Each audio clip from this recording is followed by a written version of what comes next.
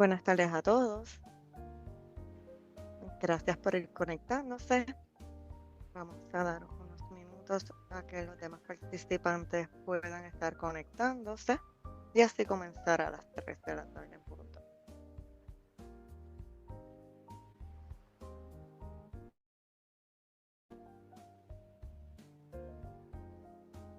Ella le está diciendo todo.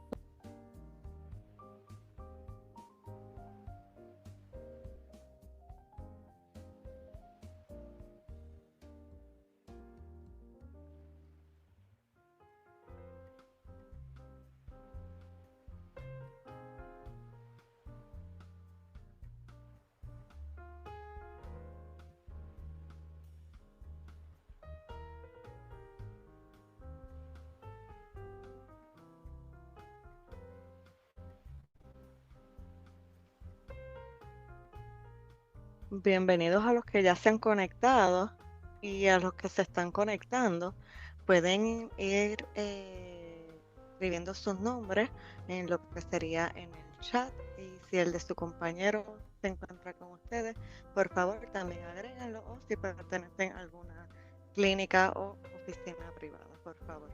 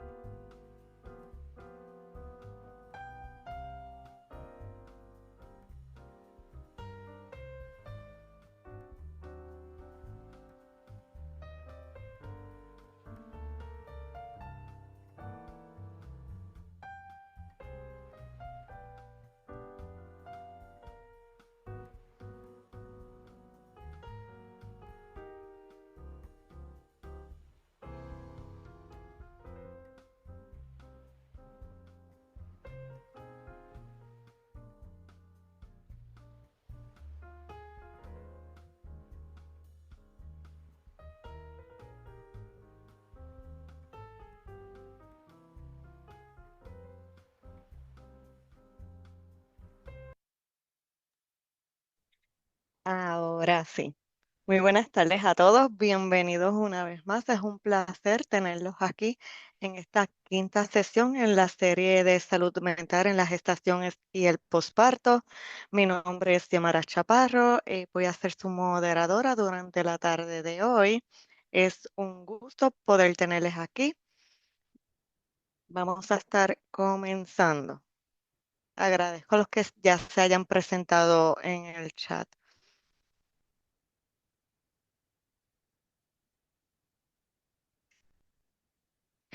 Esta es la agenda que tenemos para la tarde de hoy, desde las guías generales, la preprueba, la didáctica, postprueba, presentación y discusión de casos, anuncios y cierres.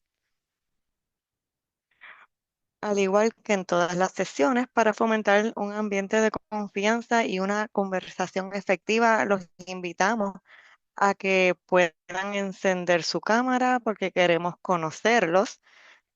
Los invitamos a abrir el micrófono para que puedan tener una participación activa, compartir sus experiencias, también escribirnos en el chat en cualquier momento durante la sesión.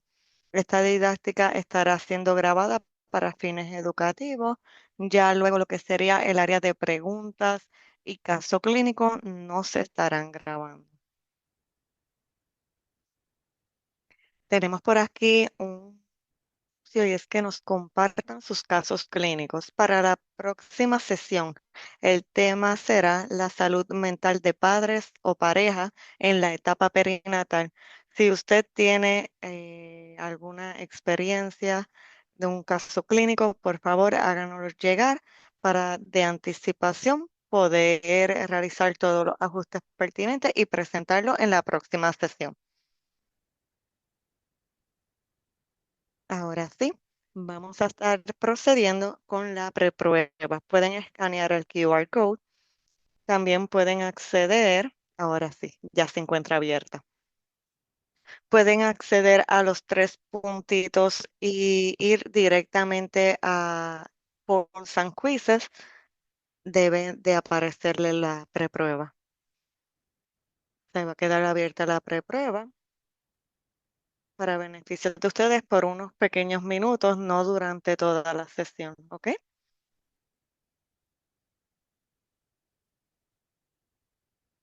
Ahora sí.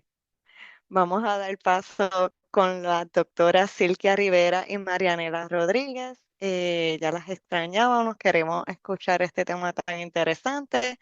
Bienvenidos una vez más. Un placer tenerles. Muy buenas tardes, yo soy Silvia, soy psicóloga, estoy bien contenta nuevamente de estar aquí en otro encuentro de aprendizaje con ustedes y hoy vamos a estar hablando sobre la pérdida y duelo en el periodo perinatal, pero antes de entrar al tema principal, queríamos, ¿verdad?, traer a la atención de que hoy es el día de concienciación sobre la salud mental perinatal o materna a nivel mundial. Y Puerto Rico, por proyecto de ley, por política pública, también se une a esa iniciativa. Es el primer miércoles de cada mayo. Este año es 7 de mayo. Y hoy nuestra colega, nuestra querida Marianela, con la iniciativa del Departamento de Salud, también tuvieron un live, un Facebook Live, para un poco ponernos al día de las iniciativas que se están trabajando. Así que me parece que es importante que el tema de hoy lo pensemos dentro de lo que es el marco amplio de la salud mental materna, ¿sí? Más adelante quizás podríamos ver comentarios, pero entonces vamos de paso a... No sé si quieres decir algo más, Marianela, sobre ese tema de la introducción del día. No, gracias. Buenas tardes a todas y todos los que nos acompañan. Si quieren ver el live, está en la página del Departamento de Salud. Eh, Lanzamos como parte de esta iniciativa una página web que van a ver donde hay información sobre la salud mental perinatal y donde vamos a seguir añadiendo, ¿verdad? Hoy fue que se hizo el lanzamiento, pero vamos a seguir poniéndole cositas a través del tiempo. Y uno de los logros importantes del grupo fue presentar el directorio, que yo se lo había comentado aquí antes, que algunos de ustedes se registraron, así que va a estar ese mapa interactivo en la página. Con mucho gusto pueden entrar ahí para que la conozcan. Así que Yo bien creo que entusiasmada de todo esto que sí, hemos hecho, exacto. porque ha tomado Yo creo tiempo. que, exacto. Pero yo creo que es súper importante, ¿verdad?, destacar de que ha habido un trabajo consistente en esa dirección y que finalmente uno está viendo los frutos en ese sentido, ¿no? Y que también entonces nos abre el espacio de conversación, de educación, de recursos para atender a la población. Y yo creo que al fin y al cabo eso es nuestro interés, el servicio, ¿no? Política pública, investigación, todos esos temas. Y dentro de ese tema, pues tenemos el tema de pérdida y duelo durante la etapa perinatal. Y eso es lo que vamos a estar conversando. Así que vamos a la próxima. Los objetivos de hoy va a ser presentar la prevalencia de la salud materna relacionada a las pérdidas perinatales, describir la identificación de síntomas y de signos, abordar los tratamientos basados en evidencia y la importancia de un acompañamiento sensible. Vamos también a presentar posibles seguimientos para abordar en este tema y discusión de casos con los recursos, como ya hemos hecho. todas las demás sesiones. Vamos a la próxima, yo le estaba dando a mi computadora. Es importante primero que nada porque hablamos de pérdida perinatal y a veces la gente no está muy clara con qué nos referimos a pérdida perinatal, ¿verdad? Porque hay distintos tipos de pérdidas perinatales. No solamente es cuando hay un aborto espontáneo, ¿ok?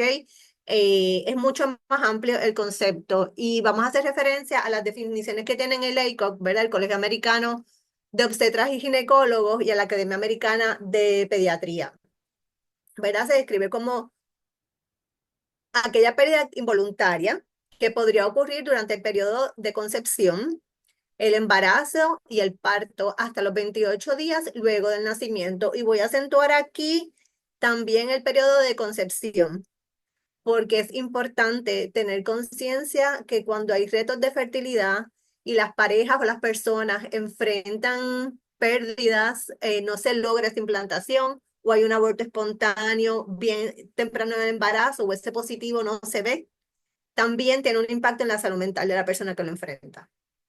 Ok, pero vamos yendo a las definiciones. Se habla de un aborto espontáneo cuando es menor de 20 semanas de gestación. Hablamos de muerte fetal o stillbirth cuando es mayor de 20 semanas de gestación y muerte neonatal desde el nacimiento hasta los primeros 28 días de nacido. Es importante también destacar aquí, ¿verdad? Que pues, la muerte neonatal técnicamente se define así, pero a veces tenemos bebés, por ejemplo, que nacen a las 27 semanas y quizás pasan un periodo de NICU y pueden fallecer después de 3 meses de nacido. ¿Ok? Así que estas son definiciones como referencia, pero no siempre están cortados, ¿no? Es bien importante tener presente que lo que yo estoy definiendo de una forma como tan 20 semanas, mayor o menor, es la experiencia de gestación y de futuro bebé de esa persona y de esa familia, de esa pareja. ¿Ok? Estos son seres que vienen a una vida, a un contexto familiar, a una pareja que muchas veces los ha esperado con ilusión. Así que no solamente nos podemos limitar y ver los asuntos y las pérdidas desde el punto de vista de las semanas solamente. Y yo creo que eso es bien importante porque tendemos a veces quizás a invisibilizar, tendemos a restar importancia a los procesos de luto y duelo durante este periodo. ¿Okay? Muchas veces cuando quizás un bebé no nació y estamos enfrentando una pérdida antes de la vida, en concreto en nuestros brazos. Así que allá hay una complejidad de manejo emocional que a veces es difícil de tramitar, de entender. Vamos a la próxima. ¿Ok? No, a la próxima, a la anterior. Ajá. Es importante hablar que hay otros tipos de pérdida en la etapa perinatal, lo que acabo de mencionar cuando estamos hablando de retos de fertilidad. Y reto de fertilidad es un término muy amplio también, ¿no? Que ocurre tanto en las mujeres como en los hombres. Es importante subrayar eso. ¿Ok? Gestaciones no deseadas o a destiempo. Reducción selectiva, ¿verdad? Cuando tenemos embarazos múltiples y de momento quizás para garantizar una sobrevida de alguno de los bebés hay que hacer una reducción o se recomienda la reducción ¿verdad? De fetos, perdón. Embarazos ectópicos, abortos espontáneos o inducidos, muerte de un gemelo. Quienes trabajamos en NICU tenemos la experiencia de los padres que le sobrevive a un bebé y enfrentan la pérdida del otro. Y esa duplicidad, ese binomio que están enfrentando suele ser muy duro y muy contradictorio. Estoy contenta por el bebé que tengo aquí, que tengo vivo, pero versus también puedo estar llevando un duelo, un luto, que a veces no pueden ni procesar o se sienten culpables por procesar por el otro bebé. ¿Okay? Cuando hay un diagnóstico fetal, ¿a qué nos referimos con eso? Aquellos diagnósticos que se hacen antes que el bebé nace. Por ejemplo, una trisomía 18, una trisomía 13, que a veces son diagnósticos con lo que en el lenguaje médico se le llama que no son compatibles con la vida. Bebés en NICU. Yo puedo tener un bebé de 30 semanas que está vivo, pero está en NICU. Y eso, ¿verdad? Es todo contrario a lo que yo esperaba posiblemente que iba a ser mi experiencia de gestación, de parto y de posparto inmediato. ¿Okay? Con eso llegan muchas experiencias. Desilusión, por el sexo del bebé. Yo tengo, esta misma semana, tenían 3 nenas, adolescentes ya. Llega este embarazo, ya después, no pensaban tener más hijos. ¿Y qué es lo que ellos querían tener? Un varón. Tuvieron el varón. Pero si hubiera sido contrario, ¿no? ¿Qué hubiera sido? ¿Cómo procesar? ¿Cómo entender eso? Los hijos cedidos en adopción. Yo creo que este es un tema también que se habla poco, muy poco, inclusive en el campo de salud mental, muy poco reconocido el efecto de lo que es, por ejemplo, la entrega voluntaria de bebés. La experiencia que yo pensaba que yo iba a tener sobre la gestación, mis expectativas, mi ilusión, yo iba a tener un parto de esta forma, yo iba a tener un parto vaginal y de momento, repentinamente, surge algo en el proceso de parto y es una emergencia y me tienen que hacer una cesárea. Y todo esto es contrario a lo que era mi expectativa. ¿Okay? Igual como lo acabo de mencionar, el parto y gestación, la falta de apoyo, también la sensación de muchas mamás a veces, o de parejas inclusive, de que están ellos dos solamente en este proceso de crianza o de acompañarse al momento de cuidar al bebé. ¿Quién los cuida a ellos, no? ¿Quién puede ser sostén para ellos también? Y a veces hay ideas de que mi familia se va a comportar así, va a pasar esto con mi comunidad espiritual, ¿verdad? A donde voy a la iglesia, y de repente eso no se configura o no se da como estamos esperando. También puede haber, no está aquí, pero la podemos mencionar y si a ustedes se les ocurre algún otro tipo de pérdida que podemos encontrar durante este periodo, lo puede escribir en el chat. Por ejemplo, los ajustes entre cuando se acaba la licencia de maternidad y que los papás apenas tienen una licencia de paternidad como mucho de 14 días, ¿no? Mi deseo de poder quedarme con mi bebé y repentinamente ya a los 60 días lo tengo que dejar y lo tengo que dejar todo el día en un cuido, ¿ok? Como también eso es un proceso de una ruptura, que no es lo que yo deseo, no era mi ideal, yo me quiero quedar en mi casa con mi bebé, pero mis posibilidades económicas no me lo permiten, no todo lo que yo tengo que entrar a negociar en todos esos procesos, ¿no? A veces también cuando ya tenemos un segundo bebé. Y entonces esta culpa entre cómo atiendo al segundo no le estoy dando la mitad del tiempo que le daba el primero cuando lo tuve, pero tampoco entonces tengo la misma disponibilidad para atender al primero como quería, ¿no? Toda esa disyuntiva. ¿Algún comentario sobre otro tipo de pérdida? Lactar, exactamente, súper importante. Gracias por mencionarla, el amamantamiento, sí. Amamantamiento o la idea de lo que yo pensaba que iba a ser mi experiencia como madre lactante, cómo mi bebé iba a responder, cómo yo me iba a sentir, porque inclusive podemos vivir las dos circunstancias. Podemos vivir la circunstancia de aquellas madres que quizás no tienen dificultad para dar leche o que el bebé se pegue, pero hay algo que el proceso para ellas no es placentero, no lo están disfrutando. Y ahí hay una pérdida de cómo se esperaba que se iba a sentir versus aquellas madres también que desean lactar y por alguna razón encuentran múltiples retos para ese proceso. ¿Okay? ¿Algún otro? Los cambios en el cuerpo de las mamás del parto. Sí, excelente. Y también los cambios del cuerpo en la mamá cuando no tienen el bebé. Eso es algo que vamos a escuchar mucho también en el proceso terapéutico. Tengo la marca de la cesárea, pero no tengo mi bebé. Sobre todo cuando hay pérdida perinatal específicamente, ¿verdad? Eso es un recordatorio de lo ausente. ¿Ok? El abandono de la pareja luego del parto. Interesante también, muy importante. Sí. Y también las expectativas de cómo los hombres y las mujeres pensamos que van a hacer las cosas y no son en la realidad. Y cuando hay una pérdida perinatal, todo eso potencialmente puede impactar mucho el proceso de la pareja. Vivir el duelo de manera acompañada y como pareja es todo un reto en algunas circunstancias. Hay parejas que lo logran y solidifican, ¿verdad? Como que se profundiza esa relación. Sin embargo, hay otras que enfrentan otros retos, quizás por el historial, por la manera en que lo viven, en que lo manifiestan, y puede traer serias crisis. ¿Alguna más que se me haya quedado? Hablaron de la lactancia, del cuerpo, de la pareja. ¿Mencionaron algo más? Y fertilidad, sí, ese es el primero que mencionamos, ¿verdad? Mencionaron también las complicaciones médicas que puedan ocurrir. Yo creo que definitivamente el tener, ¿verdad?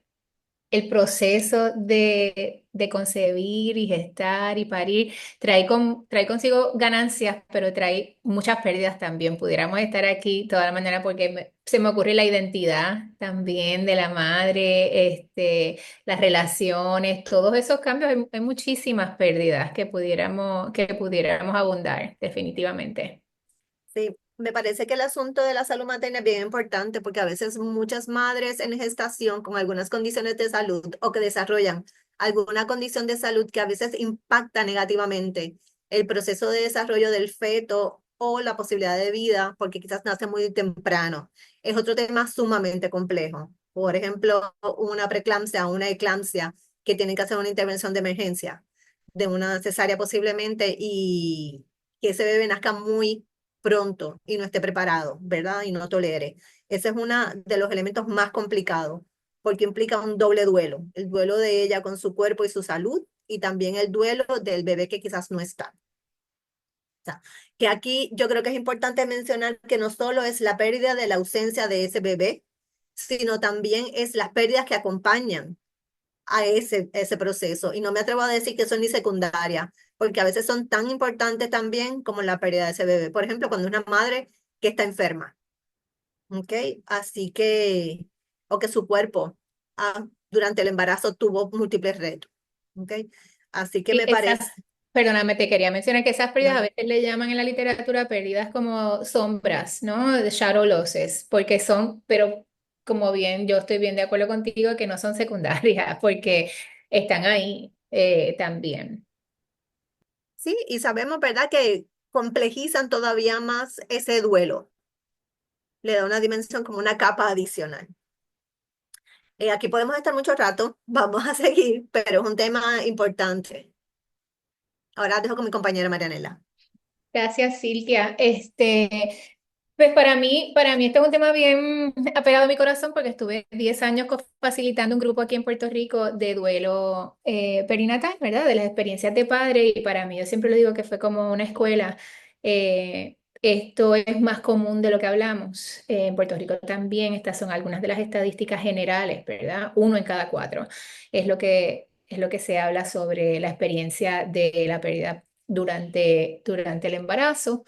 80% de los abortos son espontáneos, ocurren durante ese primer trimestre. Por eso muchas personas a veces deciden dilatar la noticia de que están gestando a sus familiares, a sus amistades, y eso tiene eh, unos pros y unos contras, como todo en la vida, ¿verdad? Por un lado, no tienen que decir la noticia de la pérdida cuando ocurre, porque nadie sabía que estaban gestando. Por otro lado, si ocurre la pérdida, se pierden el apoyo, ¿verdad? Porque también nadie sabía que estaba gestando, así que nadie le va a preguntar, así que nadie le va a apoyar y va a estar pendiente de cómo están.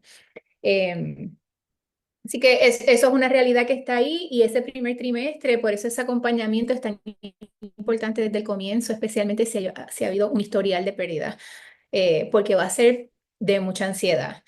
El 14 al 20% de las gestaciones también terminan en un aborto. 2.6 millones de natimortos son reportados a nivel global anualmente, así que eso es mucho. Y en el 2020 se reportaron unas 20.000 pérdidas en Estados Unidos, ¿verdad? Que fue durante el COVID, que entonces esa pandemia también podemos hablar de pérdida sobre pérdida sobre pérdida, ¿verdad? Todas las pérdidas que vivimos durante la pandemia, pero entonces también cómo vivir ese duelo en soledad y aislamiento y esas experiencias de esos padres y madres. Próximo. En Puerto Rico también tenemos una tasa de mortalidad infantil de 7.4, como pueden ver en este reporte de la organización de March of Dimes a la derecha. Como pueden ver ¿verdad? En la gráfica, parecería que se ha mantenido bastante estable, excepto en el año 2015.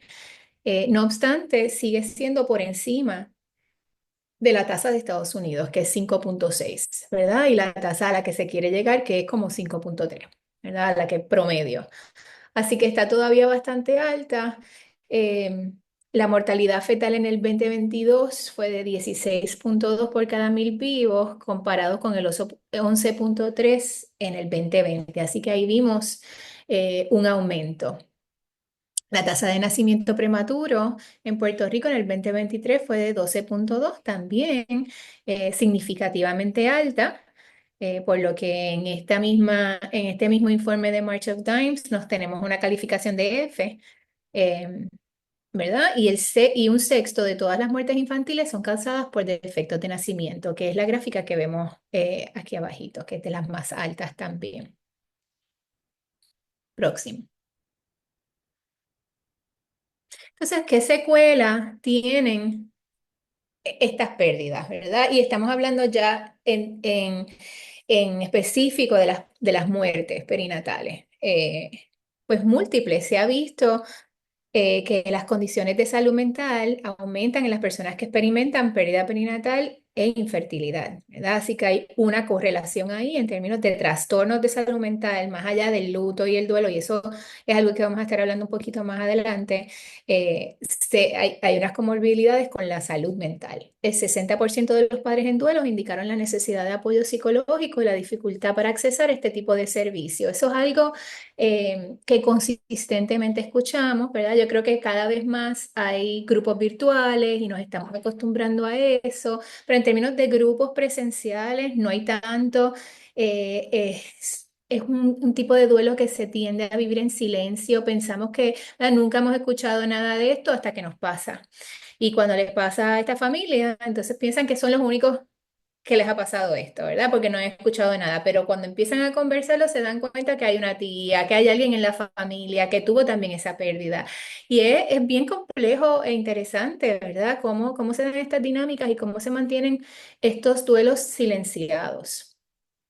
Y cómo eso tiene un impacto a corto y largo plazo en la salud mental de quienes los viven. Las asociaciones biopsicosociales adversas también se han visto con personas que han tenido el duelo perinatal, como es con la obesidad, la hipertensión, diabetes, cáncer, ideación suicida, trastornos del sueño y alimentación, un poquito relacionado al comentario que hicieron en el chat de esas complicaciones médicas luego de la pérdida, que también eh, ¿verdad? Se torna más complejo, más allá del duelo, y especialmente cuando hay un duelo junto con un trauma, ¿verdad? Porque también hay unos procesos de parto y de pérdida que se pueden dar con acompañamiento, con cuidado, con un apoyo, como vamos a estar hablando más adelante, pero hay otros que se pueden complicar con un trauma también de nacimiento, ¿verdad? Y el trauma del parto. Así que podemos tener un trauma de parto con un duelo combinado.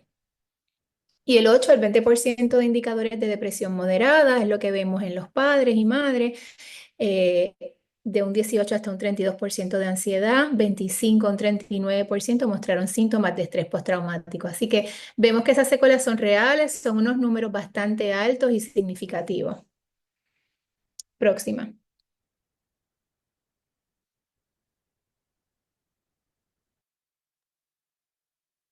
Poco para distinguir lo que son distintos procesos que nos parecen bien importantes. Vamos a hablar sobre pérdida, duelo y luto, ¿verdad? La pérdida es definida como la carencia, la privación de lo que se poseía, de lo que se tenía, ¿verdad? Daño o menoscabo que se recibe en algo, algo que falta, versus el duelo, el estado de haber sufrido una pérdida en el que se experimenta pesar y ocurre el estado de luto. Los duelos no reconocidos son aquellos que por no estar socialmente aceptados se oculta o se viven en silencio. Y hay mucho de eso durante las pérdidas perinatales. Uno se sorprendería escuchar la falta de sensibilidad y de reconocimiento y de validez que enfrentan a veces las familias, las parejas, las mujeres, los papás, porque fue un embarazo, porque no salió ese positivo, porque fue de 7 meses, porque estuvo único y no salió, por distintas razones, porque tenía una condición congénita, se iba a morir como quiera, ¿no? Frases de ese tipo, hay una ausencia de sensibilidad y de entender el potencial impacto de esto en la vida de las personas que lo enfrentan o lo afrontan. ¿Ok? Y ya cuando hablamos de luto, es el proceso mediante el cual una persona se adapta a la pérdida e incorpora la experiencia a la vida misma, ¿verdad? Ese evento que pasa luego del duelo, como para procesar y tramitar ese duelo, lo que vivimos día a día. Se considera una expresión externa de la pérdida y debemos tener claro también que hay diferencias culturales en cómo procesamos ese luto, ¿verdad? Y cómo manifestamos o no manifestamos ese luto socialmente y culturalmente. Y aquí también es importante hacer un llamado a la reflexión de no utilizar de manera intercambiable lo que es un proceso del duelo y luto, porque tienen distintos estadios, ¿verdad? Distintas temporalidades cuando ocurre esa pérdida. Y lo traemos porque nos parece relevante también nosotros como terapeutas estar claro en los conceptos que estamos llevando a cabo, que podemos enfrentar en el proceso terapéutico o de acompañamiento. ¿Ok? Para nosotros también poder guiar quizás de manera más efectiva el proceso. Vamos a la próxima. Ok, el duelo y el luto perinatal. Sabemos que es una respuesta esperada ante un evento inesperado. O sea, eh, yo no podría esperar como, digamos que como jefe, que una empleada mía tuvo una pérdida y no tenga algún proceso de ajuste y yo entienda que tiene que venir a trabajar ya a la semana. ¿Ok? Tengo que entender como persona que está cerca, la familia, inclusive la misma pareja, que yo voy a estar reaccionando a un evento que para mí está siendo inesperado. ¿Ok? Es importante que consideremos que muchas veces estos eventos de pérdida se dan de manera que irrumpen. Un sangrado por la noche, fui al baño y está, ¿verdad? Mancha. Hay distintas maneras. Eso no es algo que se organiza, que se calendariza. Nos surge de sorpresa y así mismo a veces son nuestras respuestas inesperadas o no sabemos cómo reaccionar. ¿Ok? Para su manejo adecuado, y hago acento en las comillas, es necesario el apoyo, el entendimiento y la comprensión de las partes involucradas. Y cuando hablamos del apoyo adecuado, el manejo adecuado, eso puede ser bien variable eh, y manifestarse de distintas maneras. Sin embargo, lo que tenemos que tener claro es la necesidad de apoyar, de entender que no tengo que yo estar de acuerdo en cómo esa persona lo está viviendo para yo poder comprender y acompañar. ¿Ok? Aquí muchas veces es importante hacer también psicoeducación con la familia. Por ejemplo, yo que estoy en NICU y se dan estos procesos de pérdida en algún momento de la hospitalización, es bien importante explicarle a la familia un poco de dónde parten los padres y de la experiencia y qué poder esperar en los próximos días, en la próxima semana, en el próximo tiempo. ¿Ok? No hay una forma correcta o incorrecta de sentir esta experiencia. Su manifestación es particular a cada cual, a su historial de vida, a sus condiciones de salud mental, al apoyo que tiene, a la edad que tiene, a los otros hijos o hijas que tiene. Muchas variables van a intervenir en cómo una persona hace frente a esta situación. La expresión exacerbada podría ser parte de este proceso. No reprimir las emociones de tristeza y dolor, ¿no? Típicamente a veces cuando alguien llora mucho o quizás grita o está en un estado prolongado de llanto, quizás por la misma ansiedad que nos provoca a nosotros, queremos aliviar al otro. Y a veces recurrimos a intervenciones como de medicina, de tranquilizante, para un poco tranquilizar esa manifestación sintomática o emocional, no voy a llegar a sintomática, emocional. Y ahí tenemos que tener mucho cuidado, porque eso que nosotros estamos adormeciendo en ese momento, más tarde puede salir y manifestarse de una forma mucho más intensa. ¿Ok? Importante acompañar según lo solicite y requiera la persona. No necesariamente estar cerca quiere decir que yo voy a estar pegado a esa persona todo el tiempo. Esa persona quizás también necesita su tiempo de silencio, su tiempo de estar sola, su tiempo de acercarse a sí misma, de ver cómo se siente. Una expresión a veces que podemos escuchar es que no sé ni cómo me siento, no sé ni qué sentir ni cómo ni cómo expresarme. ¿Ok?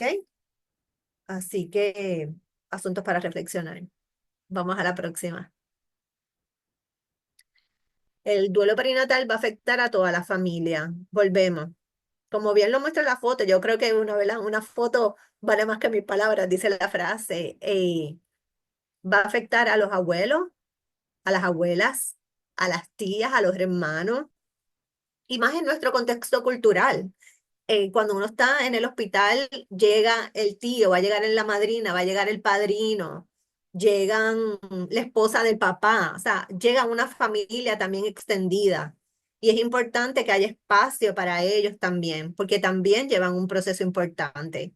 Volvemos, ese bebé llegaba a un contexto familiar, a una historia familiar, a un linaje. Quizás todos se llaman Pedro, ¿no? Y él se iba a llamar también, era Pedrito Cuarto.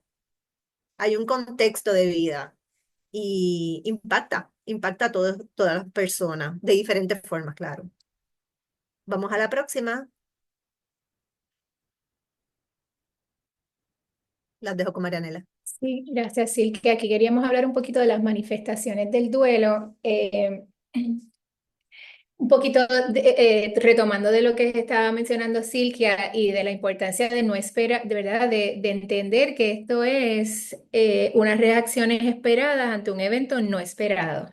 Y entonces muchas veces queremos que estas personas, que las personas que estén pasando un duelo dejen de llorar, estén bien. Físicamente ya vuelvan a retomar rutinas. Y realmente no podemos esperar eso cuando estamos pasando por el proceso del duelo, ¿verdad? Y el duelo tiene múltiples manifestaciones como somos nosotros como un ente tan complejo, físico, emocional, cognitivo, espiritual. En términos físicos, vamos a estar viendo desde dolores de cabeza, eh, dolores en las manos, como que me hace falta cargar a mi bebé. Así te pueden decir los entuertos, ¿verdad? Y hay dolores que son también lo que se conoce como dolores fantasmas, ¿verdad? Que puede ser unos dolores como si todavía siento a mi bebé en el vientre. Eh, en términos físicos, también ese cuidado de las mamas cuando es una pérdida adelantada y empieza la bajada de la leche, que no ocurra una mastitis, que no ocurra un tapado de ductos, otras condiciones, ¿verdad? Eh, en lo físico también vemos muchos dolores de barriga, falta de apetito, todo eso está relacionado a lo físico y son manifestaciones esperadas durante un tiempo, ¿verdad? Razonable del duelo, que entonces ahí el razonable tenemos que evaluarlo bien individualmente con la persona que estemos viendo. En términos emocionales, podemos ver llanto, culpa, parte de lo que muchas veces ocurre entre la pareja es que tú debiste o yo debí o aquel me culpa, ¿verdad? Eso se puede dar bien complejo también desde la familia extendida. Pueden haber unas insinuaciones de culpa si no hubieras trabajado tanto, si hubieras, no te hubieras empeñado en este tipo de parto o en este tipo de que sea ni qué. O sea, todas estas cosas que se dan, que por eso para nosotras también es bien importante comenzar con la prevalencia, porque muchas de estas muertes ocurren y no necesariamente es porque yo hice o dejé de hacer nada. Y eso es bien importante normalizarlo y validar y psicoeducar a la familia. En términos conductuales, vamos a ver, ¿verdad? Personas que no se quieren parar, no quieren ir, no quieren llegar, no quieren hacer las cosas que hacían antes. Puede haber también uso de sustancias que incremente también para adormecer un poco esos sentimientos. En términos de los conductuales, ese yo no quiero hacer nada y quiero quedarme tirada en la cama, puede ocurrir muchas veces, especialmente ahora cuando se acerca un Día de las Madres y yo acabo de pasar una pérdida y todo el mundo quiere que yo vaya a la fiesta para celebrar ¿verdad? Porque mi hermana es madre ahora o mi madre o lo que sea. Y entonces también poder entender que tengo que tomarme el tiempo cuando sea necesario y que yo no tenga que cumplir con las expectativas de otros cuando estoy pasando por un proceso de duelo. Y igual en lo conductual, como mencionó Silvia, en términos laborales, no podemos esperar que ese cerebro, que esa mente, también estamos pasando por un posparto, que es algo único de este tipo de duelo, que no solamente estoy pasando por un duelo, pero hay unos cambios físicos, hormonales reales, donde hay falta de concentración, ¿verdad? Todo lo que se conoce como el mommy brain, que también va a estar ahí presente. En términos psicológicos, pues ya les hablamos un poquito de las estadísticas de cómo pueden haber comorbilidades con depresión, ansiedad, trastorno de estrés postraumático, etcétera. Así que eso lo vamos a estar viendo. Y en términos espirituales, pues se pueden imaginar eh, lo difícil que es esto de entender, ¿verdad? Y cómo hay una complejidad detrás de todo eso, porque si yo siempre he sido una persona que voy a la iglesia o a mi, ¿verdad? O a mis sitios em, de verdad religioso o espiritual, el que sea, y esa ha sido mi fortaleza, porque en este momento me pasó esto a mí. ¿Verdad? Y hay mucho cuestionamiento, hay un sentimiento también que me parece bien particular de estos procesos, que es la envidia, que es importante traerla en el proceso terapéutico, porque estas madres y padres empiezan a ver toda esta gente que tienen bebés, que no querían bebés, que no son como nosotros, que no se cuidaron como nosotros, y ese es un sentimiento que es bien censurado culturalmente y socialmente. Y es importante poder dar ese espacio. Lo mismo con lo espiritual, cómo entra una crisis espiritual en esto. Y hay veces que además del proceso psicoterapéutico hay que hacer consultas, ¿verdad? Y recomendar a esta persona que vaya y hable con ese líder espiritual para que se pueda poner un poquito dentro del contexto, ¿verdad? ¿Dónde va ese bebé también, ¿verdad? Si no fue bautizado, si se fue a destiempo, si fue una terminación, ¿verdad? Por complicaciones médicas. Todo eso se va a complicar en el proceso espiritual y es importante poderlo desmenuzar y hablarlo con las familias en el proceso terapéutico y tenerlo en la conciencia, ¿verdad? Que estas cosas están pasando. Próximo. Esta es una imagen fabulosa. ¿Por qué? Porque si le acabo de presentar todas estas cosas que pueden estar manifestándose en mí, físico, espiritual, cognitivo, psicológico, no podemos esperar y seguir pensando que el duelo son unas etapas lineales, como nos dijo Kubler-Ross, que la queremos mucho y que pesó muchas de las teorías, pero la realidad es que no siempre vamos en negación, en el proceso de depresión, no siempre vamos así. Se siente como todo este revolú y se sienten todos los sentimientos a la vez. Por mucho tiempo y cuando cada vez que pienso que estoy mejorando, echo para atrás, que no es para atrás realmente, es que el proceso no es lineal. Y eso es bien importante explicárselo a las familias, porque hay veces que vienen a terapia y te dicen, pero ya yo empecé a trabajar, ya yo me siento mucho mejor, pero de repente escuché esta canción o fui a esta tienda o vi este juguetito o alguien me dijo algo y me eché a llorar. Y muchas personas sin conocer que eso es parte de la recuperación, el para atrás y para adelante, porque no es lineal, piensan que están echando para atrás y que se están poniendo peor. Así que es bien importante conversar sobre esa psicoeducación y que estos procesos no son lineales, son subjetivos, son individuales. Marianela, yo Ujú. también quisiera comentar que es importante entender durante estos procesos que no son lineales, como también cuando se sienten un poquito mejor, ¿verdad? Entonces provoca el que se tienen que sentir mal de nuevo, porque si no, o no están recordando el bebé, ya no están como mourning, o sea, ya no están como en luto o en duelo, y entonces todo eso Totalmente, es, gracias por eso. Esa culpa de sentirme mejor, de ir mejorando, que retrasa muchas veces el proceso terapéutico también, porque ¿qué implicaciones tiene que yo vuelva a ser feliz? Cuando yo tengo este tipo de pérdida, que es lo más grande, ¿verdad? Que no tenemos ni una palabra para mencionarla. Así de fuerte es. Así que sí, ciertamente. Y como eso se mezcla con la culpa también y con el proceso de mejorar. Próximo. Entonces, este tema nos pareció bien importante también traerlo porque de un 50 a un 80% de las personas que tienen una pérdida perinatal vuelven a gestar dentro de los primeros 12 a 18 meses luego de la pérdida. Se da mucho más rápido de las recomendaciones médicas, ¿verdad? Y eso es bien interesante porque hay médicos de la literatura, recomienda 18 meses, pero hay médicos que le pueden decir, tan pronto te sientas lista, después de la segunda, tercera menstruación, ya puedes ya puedes empezar a buscar. Y esa es una pregunta que a mí como terapeuta y psicóloga me han hecho los padres, que obviamente no la puedo contestar. ¿Usted cree que yo estoy lista? ¿Cuándo voy a estar lista?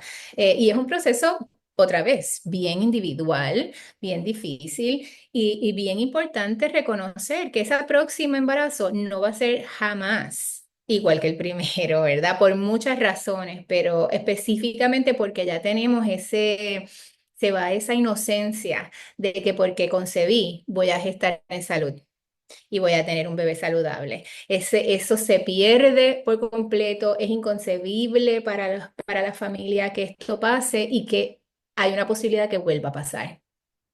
Y eso es una realidad. Así que ese duelo impacta directamente a ese embarazo, impacta directamente al concebir y esas relaciones, cómo se tienen y cómo se empiezan a reinterpretar las relaciones sexuales íntimas en la pareja después de retos de fertilidad, después de pérdida, después, ¿verdad? Se da otro significado.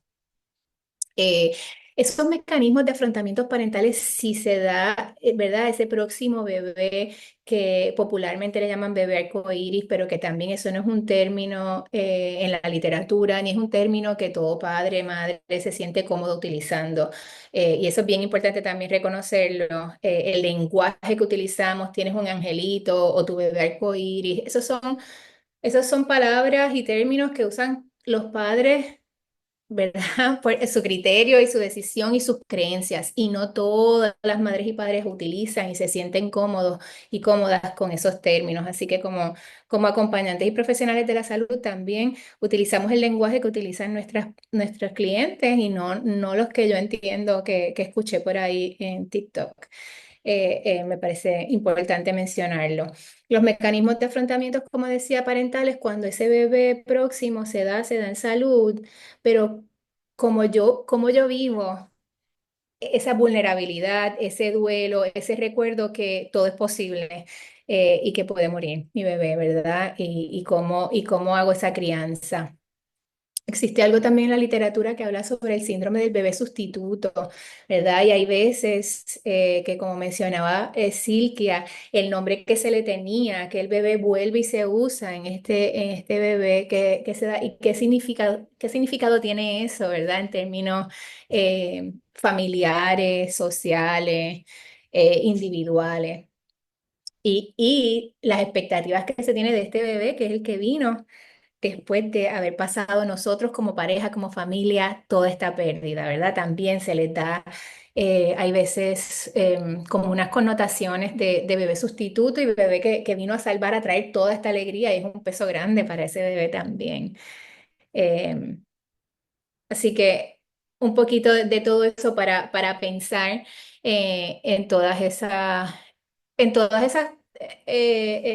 factores que están ahí y que van a estar presentes y que pueden ocurrir y que tenemos que discutir con las personas una vez estén en una gestación, luego de una pérdida y luego de múltiples pérdidas, que eso también ocurre, ¿verdad? Que usted está viendo a la persona después que ha tenido varias pérdidas anteriores, cómo las procesó, si las procesó y cómo está. Seguimos. María, quería Ujú. comentar que yo creo que igual que vimos que la prevalencia es tan alta en Puerto Rico, hay altas probabilidades que alguna de nosotras, ¿verdad? Como mujer, quizás en edad reproductiva, hayamos tenido alguna pérdida o algún Totalmente. proceso similar. Y yo creo que es bien importante nosotros poder trabajar con nuestras experiencias antes de abordar estos temas a nivel de psicoterapia, de trabajo clínico, ¿no? Con esta población, porque es un momento sumamente que puede buscar muchas cosas en nosotros, si esa ha sido la experiencia y no hemos tenido la oportunidad de trabajarlo, ¿verdad? Lo traigo como reflexión, porque igual de Súper. frecuente que es, ¿verdad? Cualquier momento se puede enfrentar. Así que, y a veces para realizar ese trabajo de acompañamiento desde lo clínico, son experiencias que tenemos que trabajar con nosotras porque entonces puede entrar hasta como un conflicto en términos de como, por ejemplo, si esta mamá tuvo un aborto inducido y después tuvo una pérdida, ¿qué evoca en mí que haya tenido? Si tengo dificultad quizás de reto de fertilidad y ella tiene un aborto inducido, ¿cómo yo reacciono a eso, no?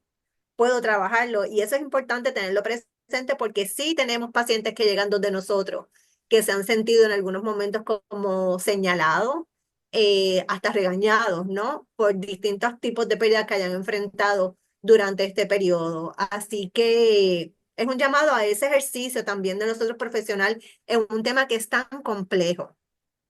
Nada, era eso.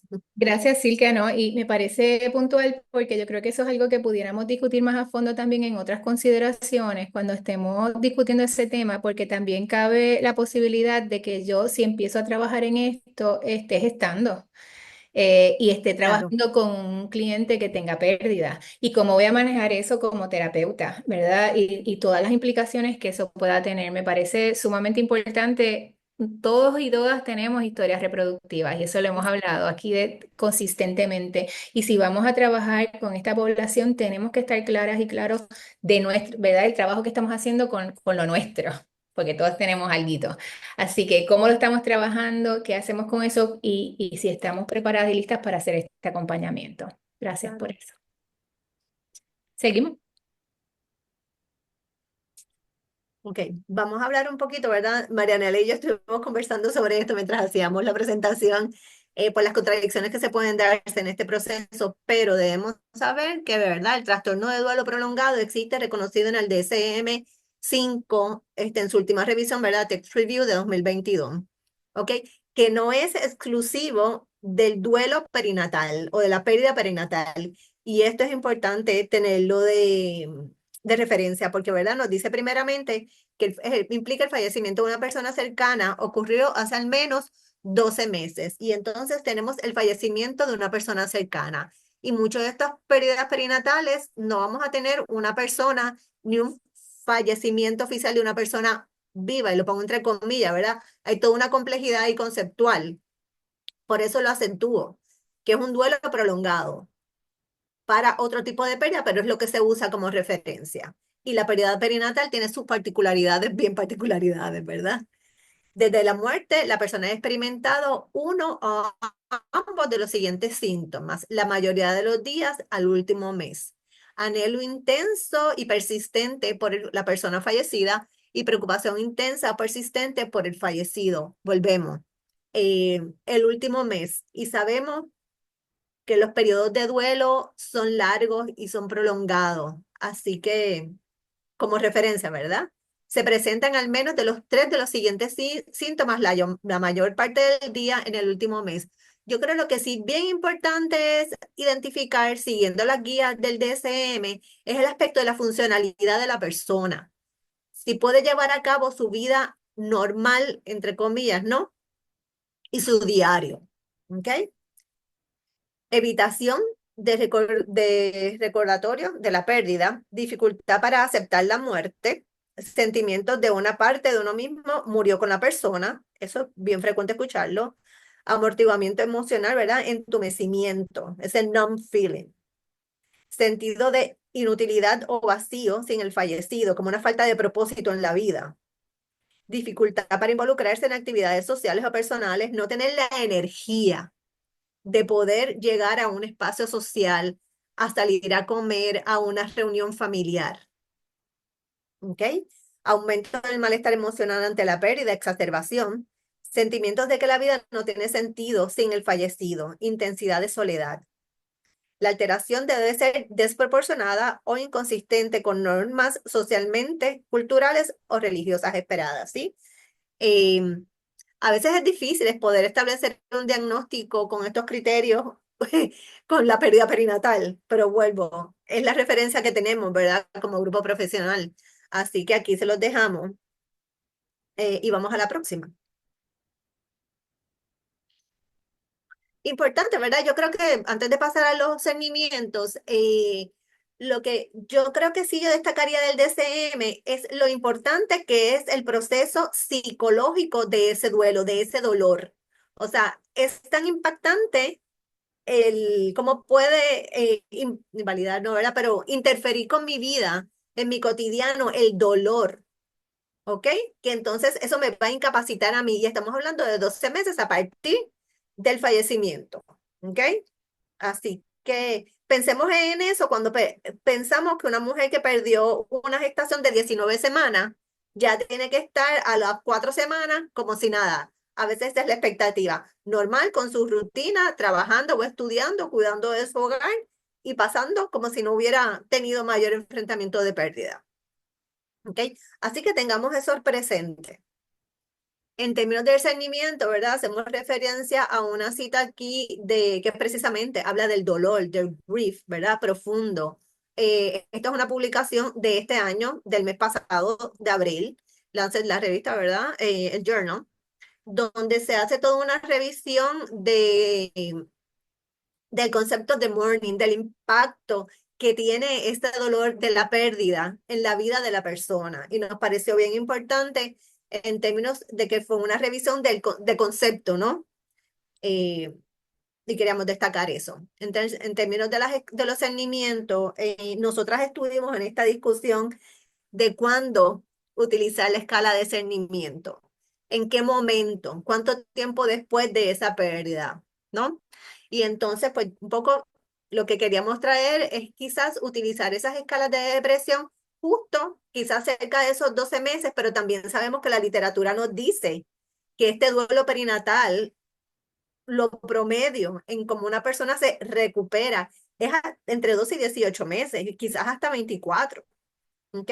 Así que es al año, ha sido mi experiencia, cuando la gente vuelve a tener un poco más de alegría, de vida, de energía, y llega siempre el aniversario, que es una fecha significativa, ¿verdad?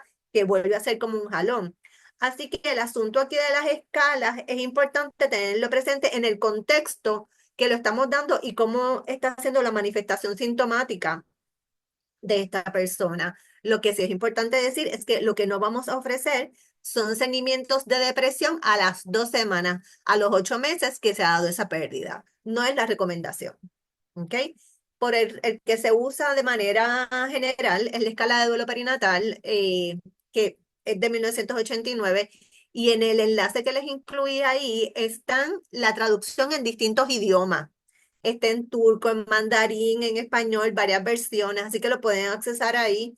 Y me pareció eso importante, ¿verdad? Como es una escala de uso en distintos contextos. Y fue interesante también porque yo desconocía que conocía la escala, pero que conocía el historial de donde se origina la escala, que era ya de 89, hace unos añitos, ¿verdad? No es nada nueva.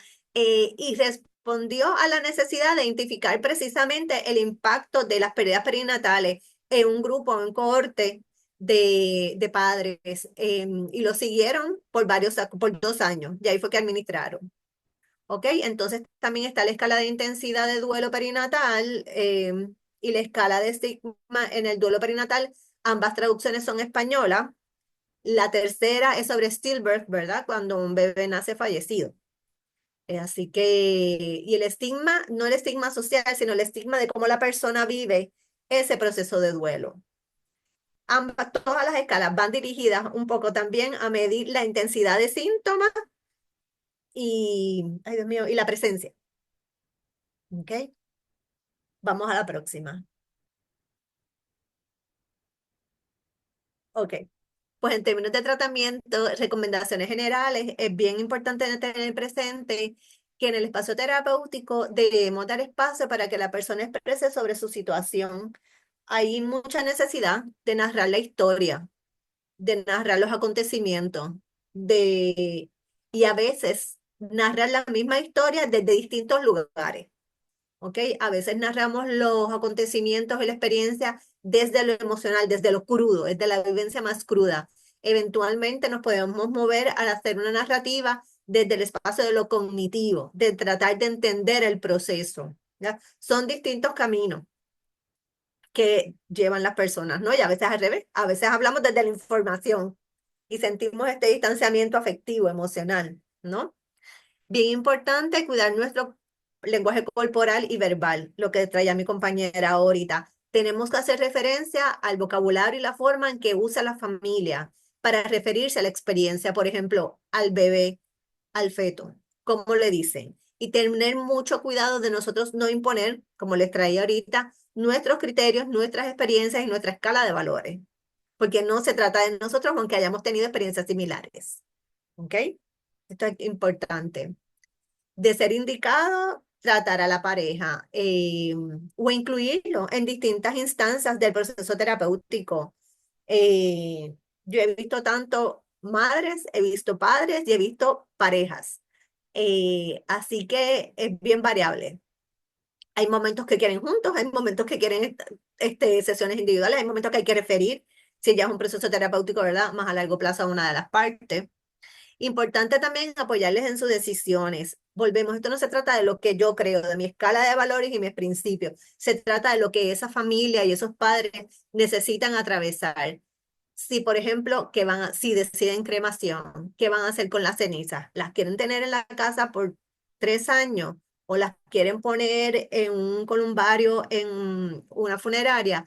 Eso es variable. Eso le toca a la familia decidirlo. Y también el tiempo en el que puedan decidirlo. ¿Ok? No intentemos de encontrar algo positivo a la pérdida. Nunca hay nada positivo a la pérdida de ese bebé. O aunque haya sido un bebé con defectos congénitos, o aunque haya sido un aborto espontáneo. Son procesos para que esa familia son ellos quienes le tienen que dar ese significado, no nosotros. Ser sensible y empático y reconocer la pérdida como significativa, que han sido madres o padres. Aquí también yo exploraría un poco cómo ellos se sienten como madre o padre, ¿verdad? ¿Qué conceptos ellos usan? ¿Cómo lo definen? Y no necesariamente imponerlos nosotros desde afuera, porque son procesos que también lo van definiendo y a veces no se sienten madre o padre en un momento y eventualmente en el camino sí. Eso puede variar. La pérdida siempre es importante y su bebé no puede ser sustituido por más jóvenes que sean, por más saludables que sean y puedan tener 50 hijos más. Ese embarazo no se vuelve a sustituir, ese bebé no se vuelve a sustituir. ¿Ok? Volvemos. Tiene un lugar en esa familia, en esa historia familiar, en la pareja, en el contexto de vida. La próxima.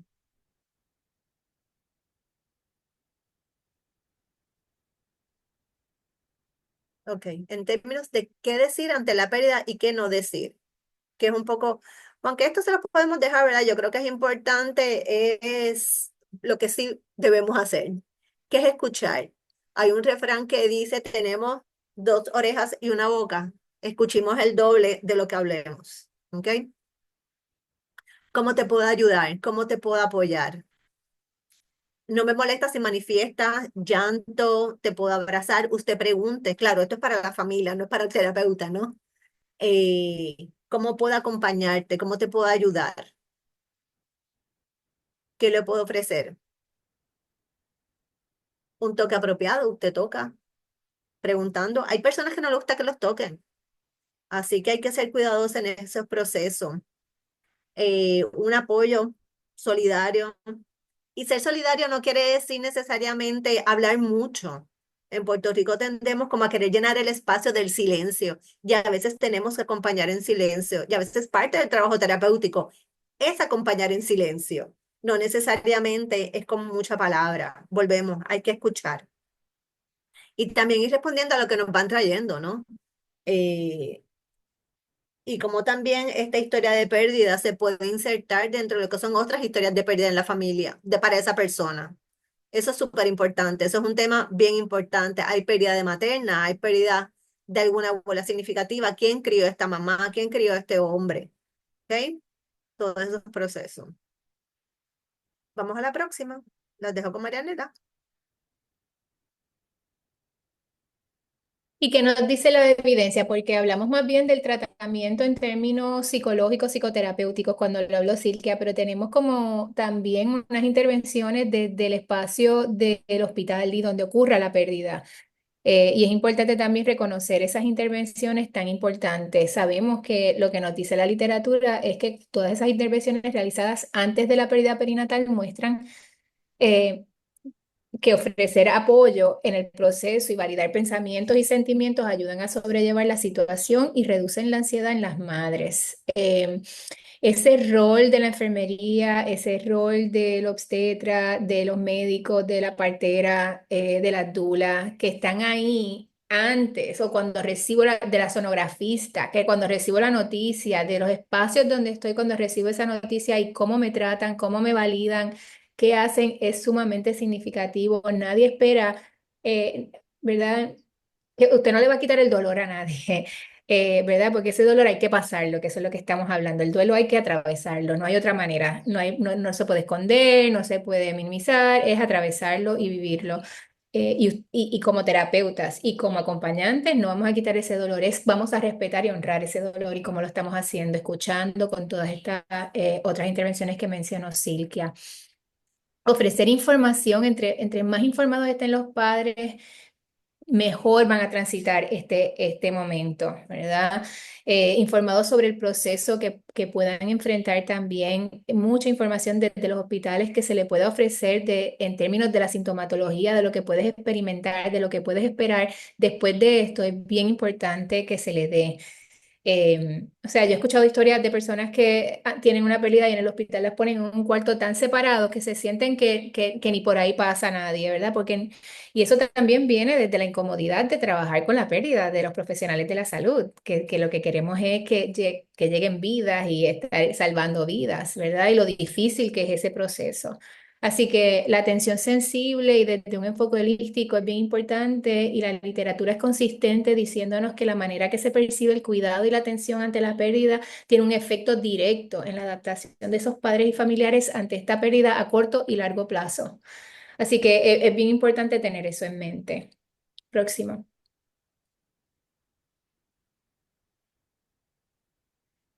Reconociendo eso, en Puerto Rico se trabajó la ley 184 en el 2016, que fue originada por una madre que tuvo una pérdida y la presentó como su proyecto, ¿verdad?, ante Senado y Cámara para establecer, es una ley que establece la elaboración del protocolo uniforme a ser implementado en las instituciones hospitalarias y de salud para el manejo de la pérdida de un embarazo en etapa temprana de una muerte fetal o neonatal.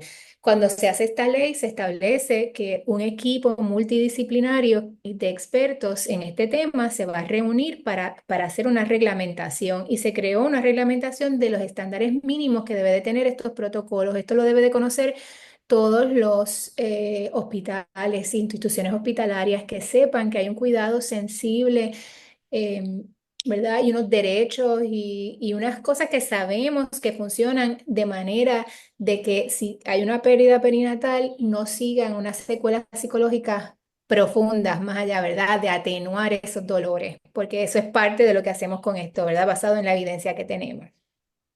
Esa ley va a estar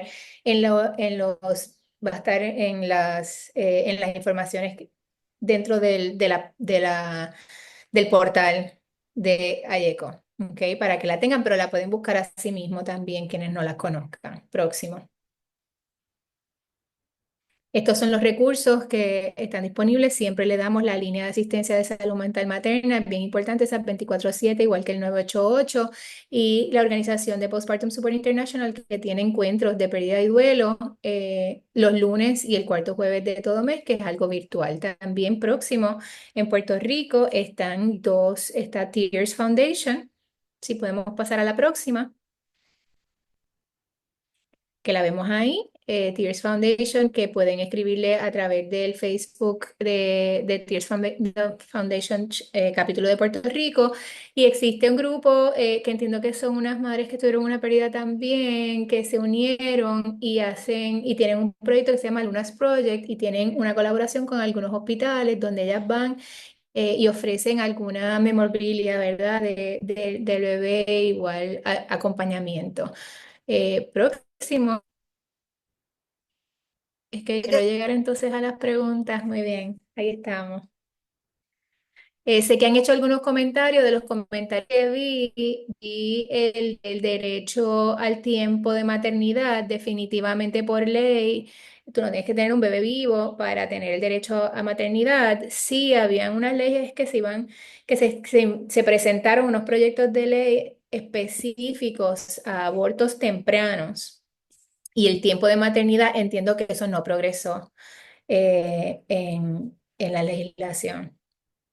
Pero el tiempo de maternidad sí es un derecho a las personas que hayan tenido, ¿verdad? Que están posparto.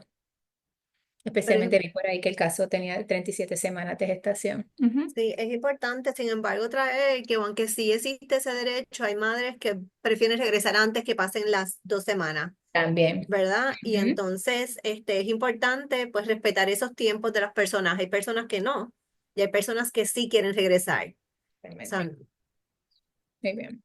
Y otra vez, eso es la misma definición de ese duelo siendo un proceso individual, subjetivo. No tenemos como que esta guía 1, 2, 3, que esto es lo que tienes que hacer, es qué es lo que tú necesitas.